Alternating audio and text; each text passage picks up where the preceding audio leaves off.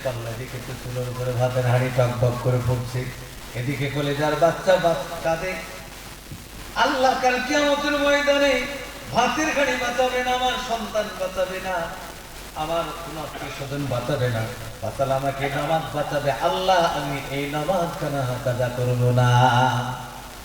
নামাজ পড়তে চলে গেলেন, খুবই দৃশ্যে নামাজ পড়েন। নামাজ পড়ছে, দেখবেন যার ঘরে মাল থাকে তার ঘরে তো চুরি করতে যায়, যার কাছে ঈমান আছে তার কাছে শয়তান যায়। শয়তান নাকে কাপড় দিয়ে এখন সাধারণ মানুষের কাছে হাসে।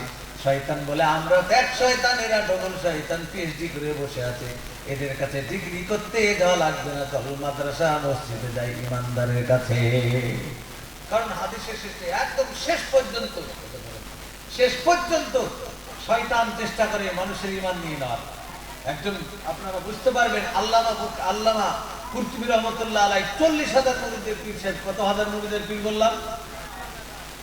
40,000 মুরিদের পীর সাহেব। মানুষ যখন মারা যায় আমাদের দেশে তালকিন দেয় না, তালকিন দেয় আব্বা কালেমা পড়ুন, সর্বজ্ঞ সময় তওবা করাই। আল্লামা কুরতুবী রহমাতুল্লাহ আলাইহির সন্তানরা পাশে বসে তালকিন দিচ্ছে, বলে আব্বা জান আপনি কালেমা পড়ুন। চিৎকার করে জোরে না বলে উঠলো, আবার জোরে চিৎকার করে বলে আব্বা জান কালেমা পড়ুন গো।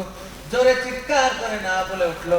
হঠাৎ মনে পড়ে গেল, বলে আল্লাহ আমার আব্বাকে বেঈমান হয়ে মারা যাবে, আমার আব্বা জানকে কালেমা তালকিন দিয়ে আমার আব্বা জানকে আমার কোনো কালেমা পড়ে না, আল্লাহ আমার আব্বা জানকে ফিরিয়ে দিন, আল্লাহ আমার আব্বা জানকে ফিরিয়ে দিন। এই কথা বলার পরে কিছুক্ষণ পর জ্ঞান ফিরল।